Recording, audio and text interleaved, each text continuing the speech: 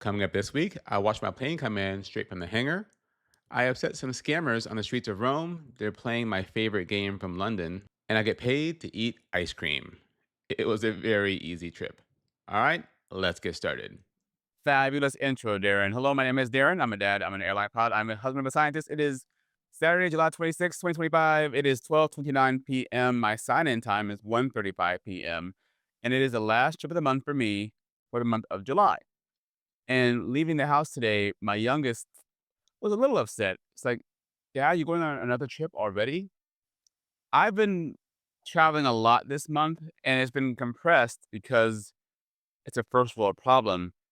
We went on 2 vacations this month, and I didn't use any vacation days. So, in order to meet my goal of vacation with the family and my goal of so many hours per month for me flying, I haven't been home a ton. I got home from Barcelona on Wednesday until late today is Saturday. So I was at home just 2 days and leaving again. Now, I'll get back on Monday. I'll be well rested. You probably know why, and I will be off until the week end on Saturday as is. So I'll be home for a little bit anyway.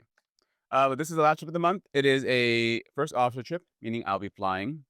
Flying. At least I'll be in the first officer's seat. Um, so I mentioned I've been flying a lot, right? Well, the federal airline regulations limit how much I can fly and be on duty. It controls how much I can work. A lot of it is for the better, right? So I don't work myself to death or become unsafe. One of the stipulations is I can only fly 100 hours every 28 rolling days. It's actually so many people change lanes and then slow down. I can only fly so many hours, 100 hours every, I believe it's 672 hours or 28 days. And that is a rolling clock. Thank you. A rolling clock. So before I started this trip to Rome, the trip is worth exactly 22 hours, meaning it's 22 hours of total flying from gate to gate. That's what it's worth. Well, I was legal to do this trip by 30 minutes if I had a 30-minute buffer. So I've technically flown 99 hours and 30 minutes by the time I would have finished this trip, which is legal and it's totally fine. The problem is my next trip next next Saturday was supposed to be to Madrid, Spain. I changed it, but I would have been illegal for that trip entirely. So the airline had to figure out a solution. How did they fix it so that they can get the most production out of me as possible? So I, I would have just pulled myself off of the Madrid trip since I can do the whole Rome trip. Now there is a little bit of caution there, right? Because I'm only going about half an hour. What if we had some weather or delays leaving Dallas today, cause an hour and a half delay? Then I would truly be illegal to fly back, and that is an issue. So they did the more cautious thing. They didn't pull me off in Rome entirely. No, no, no, no. They're having me fly to Rome and then deadhead back, right? And in our contract, we have certain rules about deadheading, and between the airline and the airline and the union negotiated this. And for a deadhead of this nature, I have to be seated in at least a business class seat. Now, because they changed my schedule, they also, again, it's a negotiated thing between the airline and the union, owe me time and a half for that schedule change. See where I'm going with this? So I fly to Rome, where I'll have a nice overnight. I'll go explore. I will not have to rest at all for the return flight because they are deadheading another first officer with me to Rome, who will then fly back. They will also be seated in a business class seat. They only get straight time because it's not a schedule change for them. So a 12-hour flight back, I will be in a nice, comfy business class seat, being paid time and a half. Pretty good gig. Now, this Rome trip was not on my schedule initially for the month. All I had was 4 London trips. I like to do a lot of trip trading. I am very junior on my current aircraft in my current seat. So I'm right between holding a line, which is a set schedule, or reserve, meaning I only know what days I have to be available to the company. I have no idea where I'm going. I bounce back and forth. I got a line this month, but because I'm so junior, I get the leftovers. I'm kind of like standing outside in the cold rain, like, please, sir, do you have any trips available? What do you have available, sir? And they say, we have London. Okay, sir, I'll take the Londons. And I get the Londons and I put them in my pocket. I'm so happy to have all these Londons. And then we have a thing called trip trading where I can say, okay, what you got, boys? And I can look at the open trips, look at other pilots' trips, and offer trades between uncovered trips and other pilot trips to get something different. As it stands, I didn't go to London at all for the month of July. I went to Barcelona, Dublin, Honolulu, LA, and now going to Rome. Um, so there's that. I've been to Rome a few times. It's hot. Um, I brought my little fan and brought my cooling fan, and I hope to go to Vatican City just to step into it. I've never been to it before.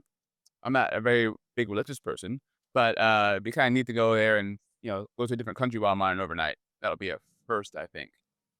So all along, be a little bit different kind of a trip because I'm only flying one leg of the trip and then deadheading back. So there's that.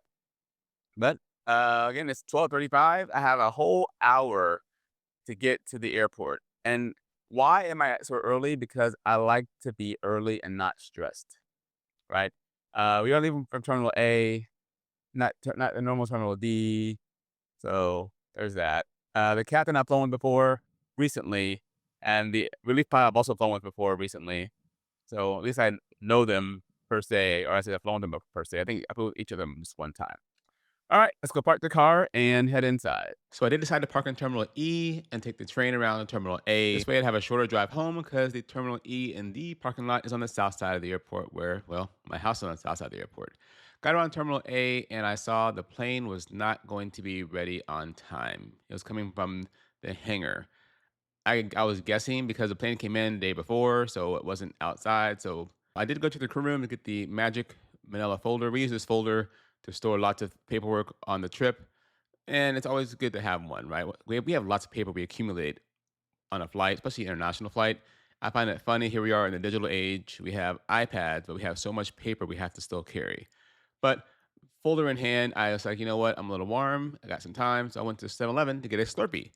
DFW Airport has several 7-Elevens on property, and I was told the company-owned store is in Terminal C, and that one's open 24 hours a day. So if you ever get stuck in DFW Airport and have some airport appreciation time, head to Terminal C any time of the day, and you can get a Slurpee.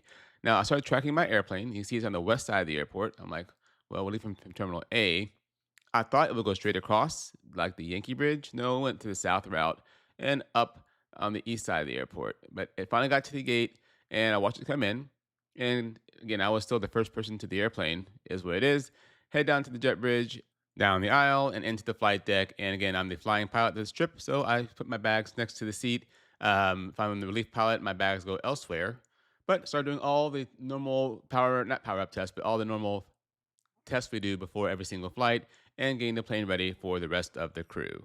Now, on the 777-200s we do get our clearance via CPDLC, but that's all we can use it for inside the continental United States. The CPDLC functions work outside the United States. It's a software thing. I'm not that educated on it, but for inside the United States, it's only for clearance. Now, we had a very short taxi from Terminal A to runway 17 right, and we departed 17 right, and then we're given a right turn to avoid weather.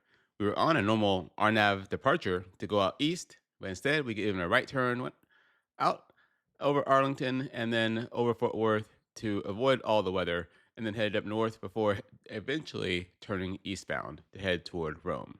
The flight over and crossing were very boring, which is a good thing, right? I don't like much excitement when I fly.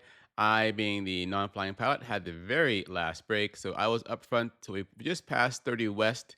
Then went straight to the bunk and took a good nap. No photos of this flight as far as the in-flight portion because I was in the bunk the entire time. Did not use the seat at all. So I've been to Rome many, many, many times. So I knew exactly where to go, how to get around. It's very familiar to me. So So I pack up my things. Again, I do triple checks to the flight deck when I remember to, because again, it's been up here. We've been up here a long time. I've moved stuff around quite a bit. I try to make sure I put stuff away every time I move something, but sometimes I use cubby holes, even though I know I shouldn't use cubby holes, but I do. Cleared customs, headed outside because I know exactly where to go to get the bus. It's not easy. We leave the terminal, we go downstairs, under a bridge, up an escalator, and then there are every crew goes to the same spot. So I'm not giving any secrets away. Every airline goes to the same spot. Hopped on a bus, and it's a decent ride to downtown Rome. It's the actual airport is nowhere near the actual city. Pretty decent ride. Lots of car spotting for me, and just trying to stay functioning and awake. But we got to the hotel, checked in. It's a very nice hotel we stay in. It's a very small hotel, kind of a boutique hotel, but the employees are very nice, very welcoming. The flight attendants, many of them come here every week. They know the employees. It's a very nice place we stay in Rome. But checked in, went to my room, and now for the debrief. All right, 10:50 local, 3:50 a.m. in Dallas, in the hotel, and I promise this is a real T-shirt from Costco. It's like a dress T-shirt. I shop at Costco. I'm old. Good trip over here, right? The captain I flew with recently to Barcelona. I think it was just this month. The relief pilot was new to me. I thought I knew him because the original relief pilot I knew. Apparently, the original relief pilot called in sick yesterday morning, and this new guy picked it up yesterday. He lives in Miami, but commutes to Dallas because he likes the trips in Dallas better than Miami. Um, Slightly delayed leaving is what it is. Captain asked if I wanted to fly or talk. I'm like, I'm current on landing, so I'm happy to talk. So he flew over here. Interesting departure. I'm sorry I mentioned it. How we took off on the east side, and then because of the weather, we went to the west side, right over where I live. Then because I didn't fly over here, I had the last break, which meant going on break really like around, I don't know what time it was, 1 in the morning maybe or midnight. It was late. Again, I used to sleep in the chair, but I'm like, I want some real sleep, so I went to the bunk and I slept for an hour, used restroom, an hour, woke up, used restroom, and then my break was almost over. Yeah, we had 3 hours total, so I think I rolled around. I think I slept for an hour, then an hour and a half, and then woke up, used restroom, and then break was almost over. Yeah, I came back up front, and you know I've been here before, so I knew the airspace. So we had shorter time than there's either everybody up front really early because it's new airspace to all of us, or complicated airspace, or up front a little bit later if we all know the airspace. And I knew the airspace. I've been here a few times. Still the Italian accent and this rapid speech. So, but yeah, I came in and did most of the arrival, the little zigzag pattern. Got landed on 16 right, got into gate 708 and done. And now I had to head back. So, because I had last break, I'm not exhausted, but I think I should supposed to take a nap for a little bit. Now we'll see. Maybe I'll take a nap, maybe I won't. But easy trip. All right. All right. I'll see what happens next. So yeah, I went to sleep, and it's now 2 o'clock in the afternoon. With that plan, I should be functional for the rest of the day. So now I'm out. It's a beautiful day here in Rome, and I'm out for food. Again, with the whole semaglutide, I don't eat very much. I had just my chicken breast last night of my crew meal. So I haven't eaten a lot in the last 12 hours. I'm going to go get pizza now. Pizza is very Italian, and there's a place up the road I went to last time I was here. I didn't die, so I figured it's probably safe to go there again. All right. So again, creature of habit. I went to the same pizza place I went to last time. Very nice, I thought were nice people inside. I do find it funny the smoking in Italy. Like people smoke right outside the door. Yeah. Anyways, got my pizza. They didn't warm it up fully, and I was like, okay, it's not super hot, but it's fine. But watched some YouTube, ate my pizza in the non-smoking interior, but I looked to my left and there's people smoking right outside. Like the smoke is just wafting inside. I swear everywhere in Italy is smoking. It is what it is. It's their country. But pizza done. Now for a walk. All right, pizza has been acquired. Coke Zero has been consumed. And now to explore. We'll see how close I get to the Vatican, how much energy I have, and how much I actually want to go down to that area. But from what I remember, the Spanish Steps It's not very far away. I'm walking in the street right now because there's construction. Spanish Steps aren't very far away. All right. So I thought I was headed toward the Spanish Steps, but maybe I was, but I took a wrong turn. Kind of a little wonky. Instead, I said, you know what? Let's go to Vatican City. Let's just do it. And again, I could use public transportation, but I need exercise. I need to be moving, and walking is free 99. So free 99. That's the price for me. So I made the walk toward Vatican City. Again, very nice day outside. It was a little bit warm. Um, got to the area, and I realized, wow, what you see that Vatican on TV, but seeing it in person, how giant it really is. It is a huge, giant building. There are people doing all kind of walks, and I guess they're historical walks. I'm not quite sure what they're doing, but they like to walk down this way toward the Vatican. And I am not religious. I respect what they do. But got there, and I was quite in awe. And I did go in the post office, one, to see what it was, and two, because it had air conditioning. And a lot of people inside were just sitting around because it was air conditioning. But I called the wife, chatted, sat down, relaxed, and I said, you know what? Let's go in the Vatican. Let's see if I can go in because it happened to be free on, I think it was the last Sunday of the month. And again, free 99 is my price. So walked across, got in line, did have to clear security, not a big deal, and got to walk right inside the Vatican. And again, walking in from the door and looking all the way down, it is a giant building, and I was quite in awe. Just the size, the construction. Like, I have no idea how old this place is, but the construction techniques, they didn't have these giant man moving machines, I'm guessing, that we have today. Uh, Very nice building, very neat to walk around, very historical. But walked around for a little bit, went to the gift shop, saw the holy water vials for like €5, I think. Like, that's interesting. And then headed out and kept exploring Rome. Being a little bit warm, I did want something cool, but again, gelato is great, but milk and I don't get along very well, especially on a hot day. So I walked around, and this coffee shop was recommended by one of my supporters that lives in Rome, and I went here for coffee in the past. I went here for I wanted like an iced coffee drink. I ended up getting this little, I don't know what it was. It was some kind of coffee something, but it was very small. Hit the spot. Sat on the curb, enjoyed my treat, and kept exploring more. All right, so my wife loves chocolate, but she only loves milk chocolate. That's what she likes. That's what she likes. If you follow chocolate, most chocolate is fancy, dark. They like high cocoa or whatever counts. Not my wife. So I'm going to go. It's called Said. I'm sure I'm saying it wrong. SAID. It's one of the oldest chocolate places, I guess, in Italy. So I'm going to go there and see if they have any milk chocolate for my wife. Because apparently she told me that due to reasons, chocolate in the United States is becoming more expensive. So I should buy more chocolate when I'm on the road. So let's go see if I can find some milk chocolate in Rome, Italy. All right. So the streets of Rome were very, very busy. Again, it's a very walkable city, and I appreciated that. I ended up finding this chocolate store, and the Google reviews were pretty good on it. So I was hoping to find a variety of chocolate to buy. Unfortunately, was more a place where you go and you buy something and you enjoy it there. Like they had drinks and that kind of thing. Actual chocolate, not so much. And it's called the Chocolate Factory, right? It is what it is. So I walked around, verified they had no milk chocolate, and kept on walking. Well, I had good intentions. Um, I didn't see any actual, very little chocolate for sale. And what I did see for sale, no milk chocolate, so unfortunate. All right, more exploring. So last time I was here, it was all under construction. You couldn't get down to it. Now you can go down there, but they have all the fencing put up, so you can't sit on the wall anymore. You could sit on the wall and kind of chill. And that's all gone, which is unfortunate.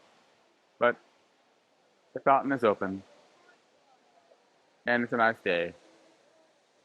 And I guess they're controlling access to get down there even, because not everybody can go down there. That's interesting. I'll have to Google why everyone can't go down there.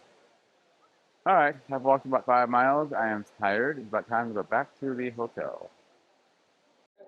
So, when I go to London, I watch tourists get caught by this game. It's my first time seeing it here in Rome. You can't win the game. You can't win the game if tourists still play. You think people would realize that no. So this guy right here, he is part of the scam. He's the watcher. He watches for Don't play cops the coming game. around. He didn't appreciate me filming the whole situation at all. I switched to my meta lenses instead. Almost everyone you see watching the guy who's in the black, they're all in on the game. Everyone who's close up to him, they're all in on the scam. So they're gonna place money, but they never leave. You can watch them play for 20 minutes and no one ever leaves. They win, quote unquote win, but they're not really winning. So you can see right here, he's not happy with me filming. You know what? I can film. We're out in public. So I filmed him for a little bit, then I went ahead and left. I did see people trying to stop and play, and I'm like, how can you be a grown adult and think this is a real thing? But you know what? It is what it is. So, but I kept exploring. I did stop by this little Italian shop and bought a purse for my youngest and for my oldest. The purple one for my youngest and a simple black one for my oldest kid. And head back to the hotel, and I was done for the day.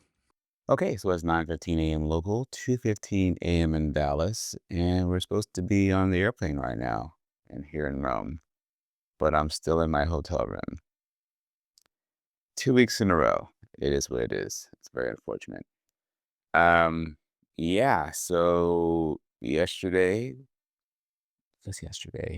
I noticed the plane was gonna be late. Um, it was obvious. And it was just a long flight. There's so little room to make up time in the air. So the plane is gonna be here at 10:59 a.m. and we are scheduled to leave at 12:35 p.m., getting in at 5:33 p.m. in Dallas. So it's a long day. With my deadhead, I'm at a 15 and a half hour duty day.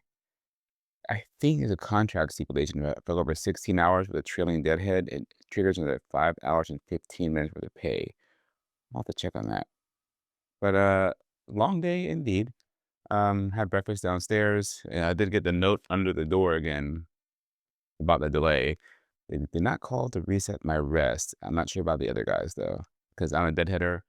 Don't need me to have rest, so it is what it is.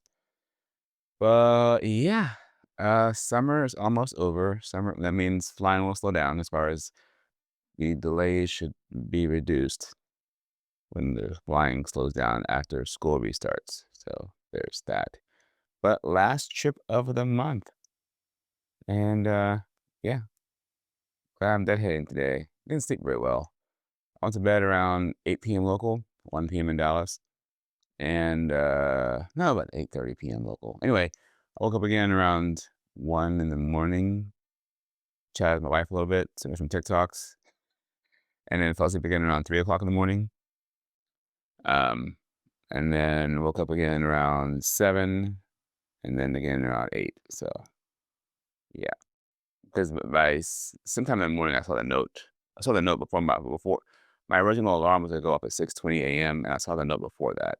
I must have got to use the restroom. So, but let's finish packing the room and head to the airport and get this 12-hour deadhead long. I have had a longer deadhead to Japan, but this is a pretty long deadhead.